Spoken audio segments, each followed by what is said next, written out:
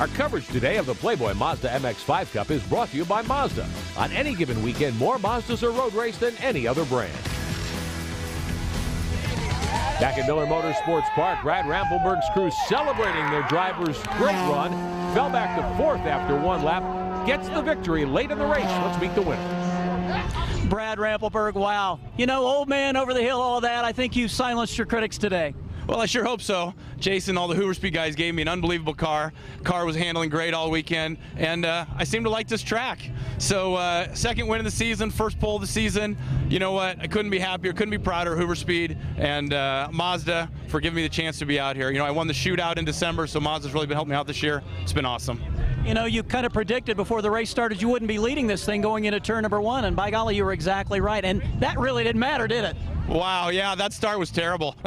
I really don't have any answer for what happened there. All of a sudden, I was in 5th or 6th place, and it's a 45-minute race, so it's a decent race to just pace yourself.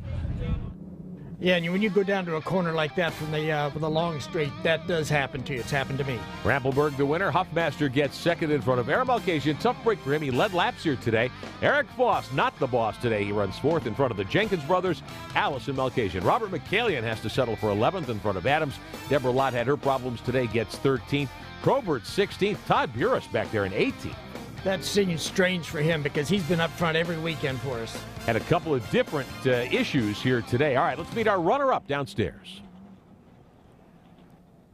You almost won a second race this season here today on a very, very big racetrack. You kind of hope for a little bit of rain, but you're still managing to smile.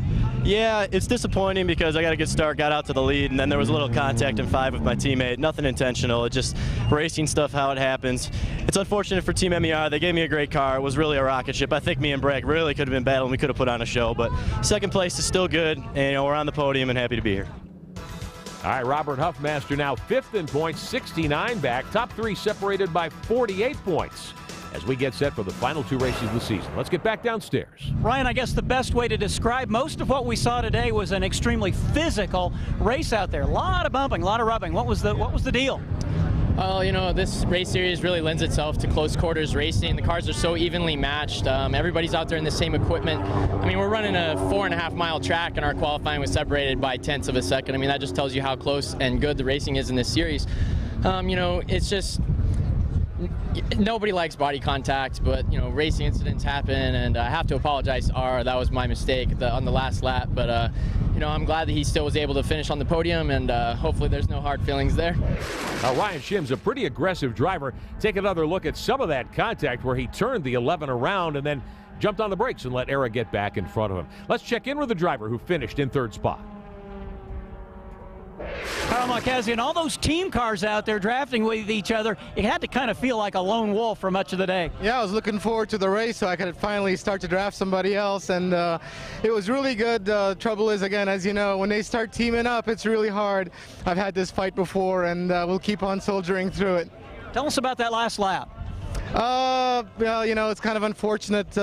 You know, I had second place pretty tied up, and the 2 MER cars behind us came up drafting, and you know, a little optimistic move, and that cost him 3rd place and cost me 2nd place. So, you know, it's one of those things where youthful exuberance sometimes takes over, and you know, those of us a little older kind of know what to wait for. You know, didn't happen today. But back-to-back podium finishes, you got to be thrilled with that. Absolutely. Ken Murillo, our crew chief, has given us a great car. A lot of racing cars have been doing great throughout the field today, and we're very, very happy with our run here at Miller. We love it here.